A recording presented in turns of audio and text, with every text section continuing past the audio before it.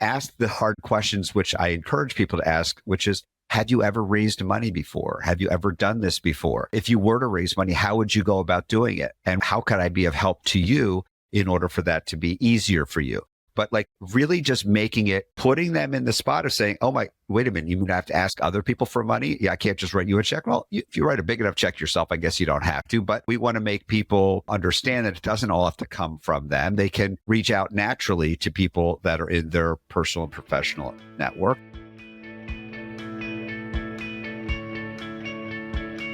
Welcome, everyone. I'm so excited to be here today with David Rhode. David, welcome to What the Fundraising.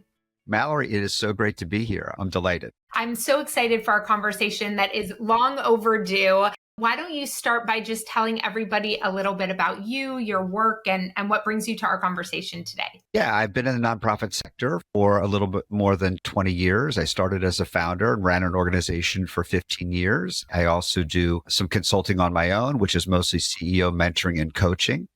I work with a group called PennPAC, which is all University of Pennsylvania alumni that are engaged as pro bono consultants. So I'm the deputy director of that organization, and I help really work with our nonprofit clients to tee up consulting engagements. And I also teach at the University of Pennsylvania. I teach nonprofit branding and nonprofit consulting, and I really enjoy that work. So got a lot of different perspectives, and a lot of those ended up sort of being the impetus for the book of mine, which we'll talk about shortly. So I come here with a lot of different energies and perspectives, and I'm really delighted with my ability to kind of help support leaders who are doing so much of the heavy lifting in our sector. Yes. Okay. I actually want to dive right into the book because I feel like that last piece that you said there leads really nicely into, so the title of the book is Passion Isn't Enough, a practical guide for nonprofit leaders. And even in the title alone, resonate a lot with the theme of the book as somebody who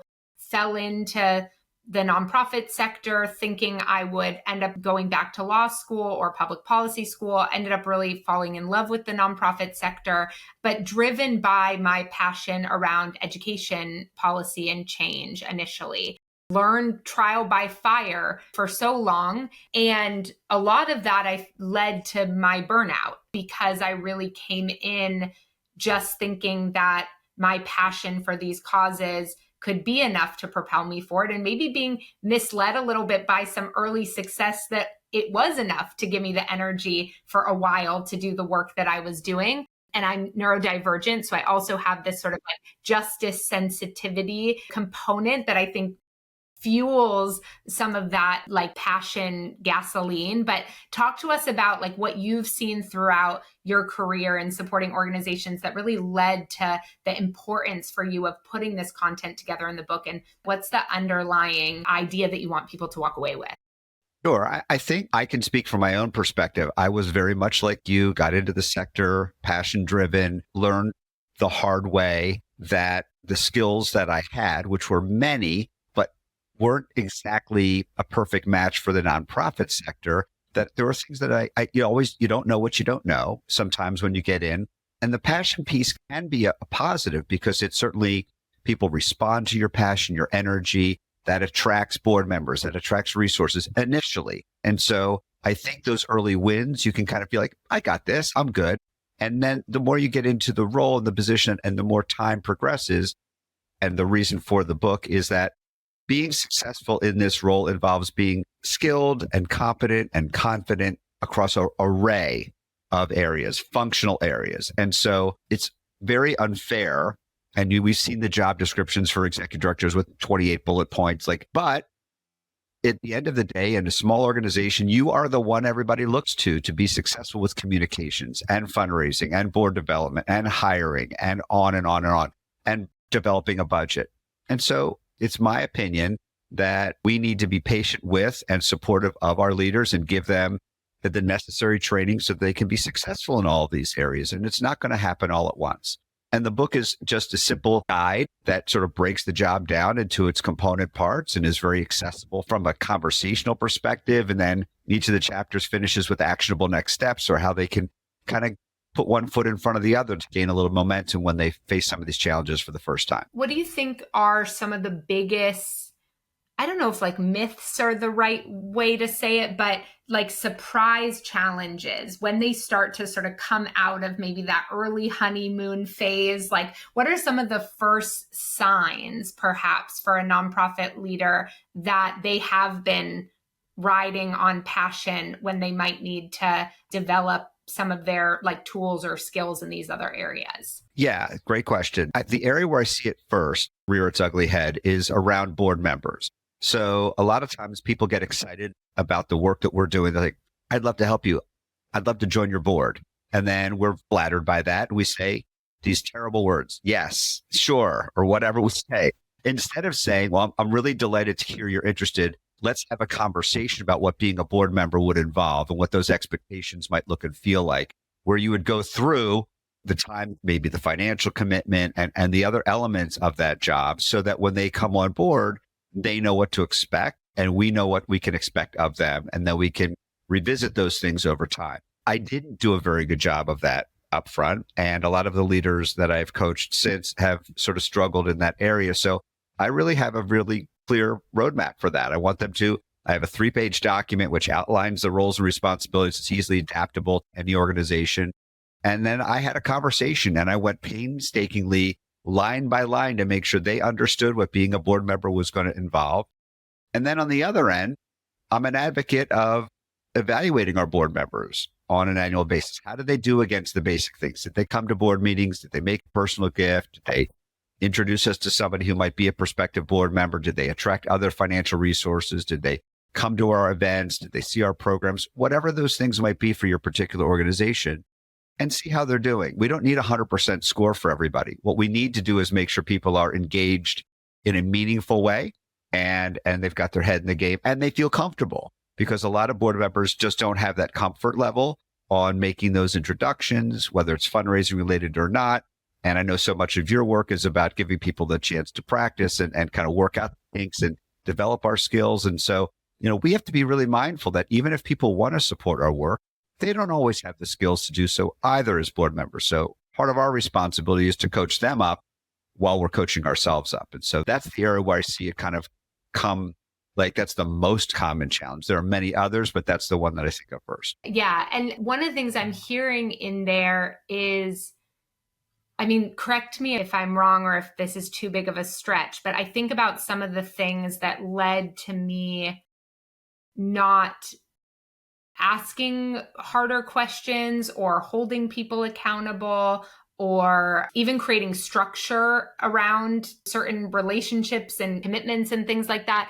And so much of it came from insecurity that I felt around the value that we were offering, feeling like I was trying to get somebody to do something they didn't really want to do, or I was just so grateful that they wanted to say my organization's name. I was like, even if you do that once a year, it's worth this. And then obviously it was sinking me in other ways, but I really didn't know how to reconcile that inside myself in a way that didn't have me sort of in a reactionary mode, just saying, okay, yeah, that sounds great. Cause I just wanted to be done and close the deal or get somebody to join the board. So talk to me a little bit about that and the inner awareness and work that's required to execute on some of the stuff that you're talking about there. Yes. And yes. And yes. So I think insecurity is a very important word. Insecurity or discomfort in talking about money, where that could come from personal baggage and other things that have happened in our lives or who knows what. And yes, we are grateful that people want to support our work. And so we don't want to upset them or ask too much. But at the end of the day, we're doing ourselves and our organization a disservice. We're undermining our own work if we don't put the big cards on the table, which is without money, we can't help people. Without money, we can't hire staff. We can't do the work that we're intending to do. And we really need our board to help push us in the right direction and lead us. And so we're going to work in partnership to do that and ask the hard questions, which I encourage people to ask, which is, have you ever raised money before? Have you ever done this before? If you were to raise money, how would you go about doing it? And how could I be of help to you in order for that to be easier for you? but like really just putting them in the spot of saying, oh my, wait a minute, you have to ask other people for money? Yeah, I can't just write you a check. Well, if you write a big enough check yourself, I guess you don't have to, but we want to make people understand that it doesn't all have to come from them. They can reach out naturally to people that are in their personal and professional networks. And so I think we do have to just kind of get over ourselves a little bit. And we have to I have undermined myself early in my career, and I've gotten over that. And I think what I got over was the simple notion. I felt I had to sell people on my organization. And later on, I felt that wasn't what I was doing. What I really was doing was sharing this opportunity with them and trying to make a match. If what we're doing matches with the kind of things you care about, then you're going to want to get involved. And getting involved can mean a bunch of different things, including supporting us financially. But I didn't feel like I had convinced them of something. I had to just bring them in close enough so they understood our work, understood our impact. And if I did a good enough job of that, they would then say things like, well, how can I help? Or what are things that are coming up that I could support? Or like, there's natural ways that these conversations go if we don't get too wound up and too kind of undermine ourselves. So I think that piece is very real. And I think what we need to do is bring it up. And so it's on the table. We don't have to make it the elephant in the room. We're going to have conversations. A lot of times doing it in a full board setting is, I think, the wrong setting. I think those happen one-on-one more effectively. We can talk about it at the board level, but you're not going to get people to talk about their insecurities and their own challenges in front of other people. They're not going to want to do that. So I think we could talk about it at the macro level with our board, but then as an executive director, if we're going to really engage our board members, we have to open them up one-on-one so that they can tell you where they're stuck and you can help them get unstuck.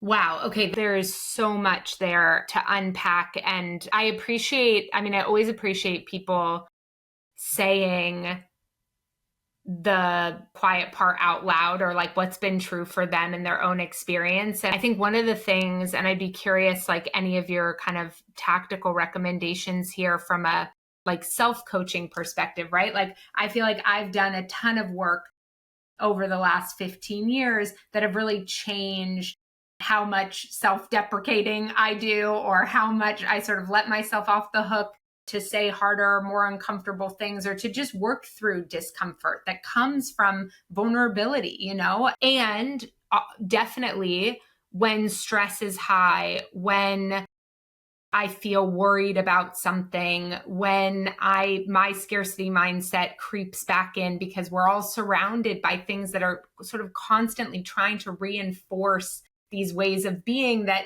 you're trying to teach these alternate pathways around showing up. But I'll still get off calls sometimes and be like, oh no, like I didn't do it. I should have said blank and I didn't, because in the moment I wasn't totally aware of my discomfort in the situation. I thought I was just doing something that felt really good, but what I was actually doing was avoiding the discomfort of saying the harder thing.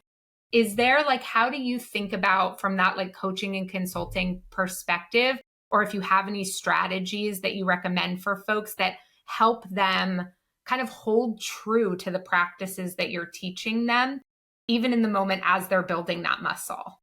Yeah. So the actual skill or tactic that I employ, and it gets back to this notion of not feeling like I had to do the selling, is I became more comfortable asking questions of prospective donors and just listening. What is it about our organization that's attracted you to our work? Do you think we do well? For organizations that you do support and have supported over, whatever those questions, come up with 5 to 10 questions. It can be your question. And donors will tell you what they care about. They'll tell you how they want to be communicated with. They'll tell you the kinds of things they're struggling with, whether it's their own budget or their timetable or whatever. And so once they let you in, and they will, because people like to talk and they like to, tell you how they go about things, because that's just human nature to a certain degree. And then we could play back to them. Well, you mentioned this, and let me tell you what one of our programs that's specifically really been doing a great job of that, or one of the programs that we're trying to grow. And one of the reasons I'm here today is hoping that you might be the kind of person that would help us lead this kind of growth. And that's going to take some more resources, because we want to hire a new person to help do X and Y and Z. And they're going to say something like, well, do you have any idea how much money you're looking for, or whatever? We're looking for $100,000 and we're looking for 4 people. Each of that might be able to come up with, $25,000 to help us do X and Y and Z, who knows what. But the point is, the questions become the security blanket. It becomes the way of opening them up. It becomes the important way of just learning what motivates them and how they think. And so it just then makes our job as a fundraiser more one of connecting the dots versus trying to like close them. And so I feel like if we ask questions, we will be more successful and we will be more comfortable and we can listen better.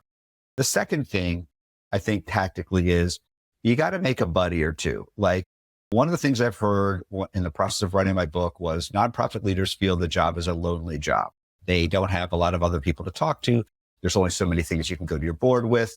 In terms of your own vulnerabilities, same might apply to your staff. So finding other nonprofit leaders that you could have a virtual coffee with or go out and have an actual adult beverage with or whatever that you could talk to and say, like, how do you handle this? And what you'll realize is everybody struggles with these things to a degree, but just hearing sometimes other people struggle with it makes you feel less like it's a problem that's somehow unique to you. Now, everybody goes through the same nonsense. And so that's actually also comforting. So I think going through the process of finding a few professional peers that can just let your hair down a little bit and talk through some of these challenges, and then coming up with your list of questions that you can ask when you're in front of donors will ease some of the discomforts that we have. These aren't like one size fits all Band-Aids, but I feel like those are good steps in the right direction. Okay. I love all of that advice. And I want to talk about that like kind of question asking, insight gathering piece a little bit, because something that I have been hearing so much recently, well, okay, there's sort of two sides to this question. Something I've been hearing so much recently is around if the fundraiser had realized how to really dig into why I was the most aligned with this institution, there probably could have been $1 million gift, but we stayed kind of surface level. And I've been giving $100,000, but it's like not the thing that I really, really care about. And nobody asked me like about my mom's cancer treatment. Like they think I'm here because we had our baby at the hospital. And I'm curious, like for your advice around some of that, like insight gathering, question asking that can really lead to more of that transformational giving.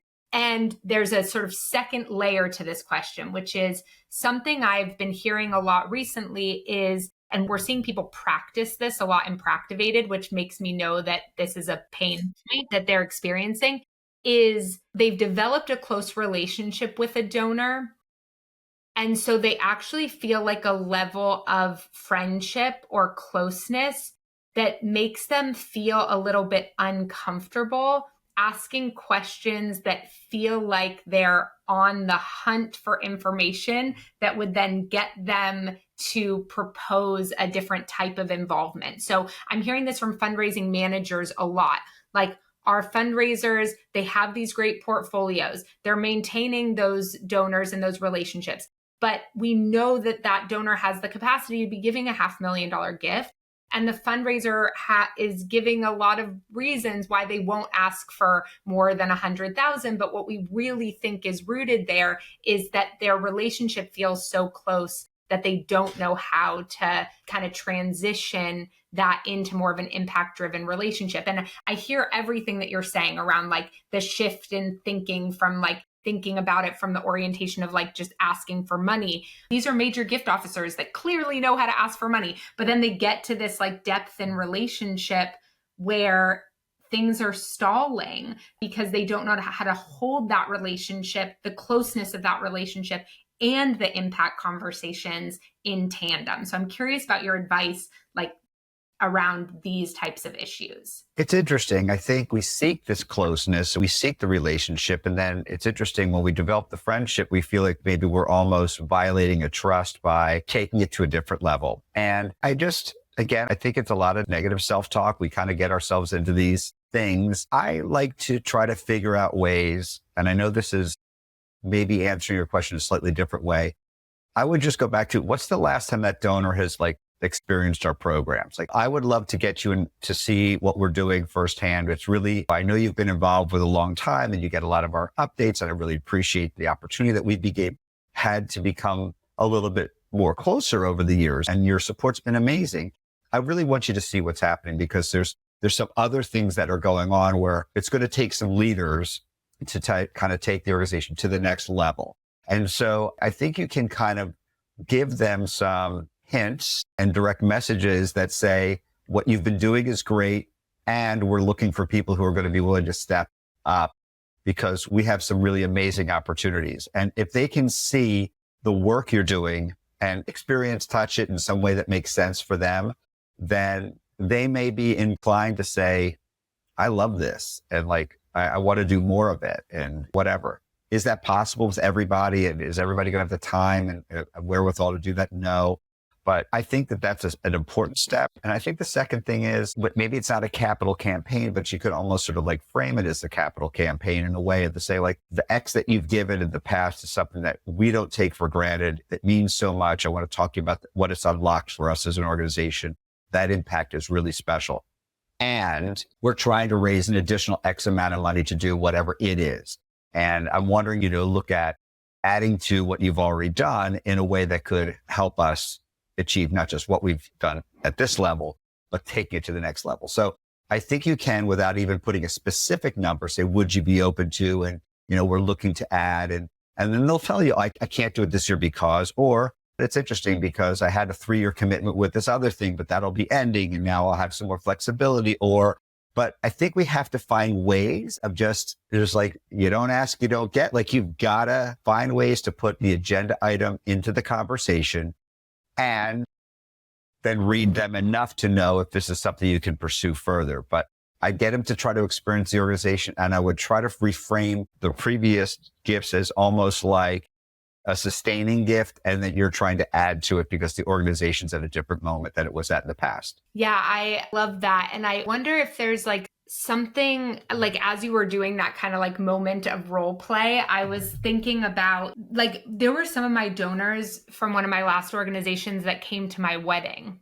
They were, because I was so close with them. And what I got to talk about in all of our time together was like what mattered to them the most in the whole world, and what they worried about and what they cared about. And just like hearing you say that, I'm thinking about how did I transition from talking about their kids to talking about our organization, but actually really everything about our relationship was rooted in impact, not always impact for my organization, but like the life they were trying to lead, the decisions they were making about their kids, what they were worried about that was happening in our local community, this news story they heard about that. And so actually so much of that relationship, because we were so values aligned and because that had been what had been a part of building that intentional relationship from the beginning, it actually like wasn't strange to talk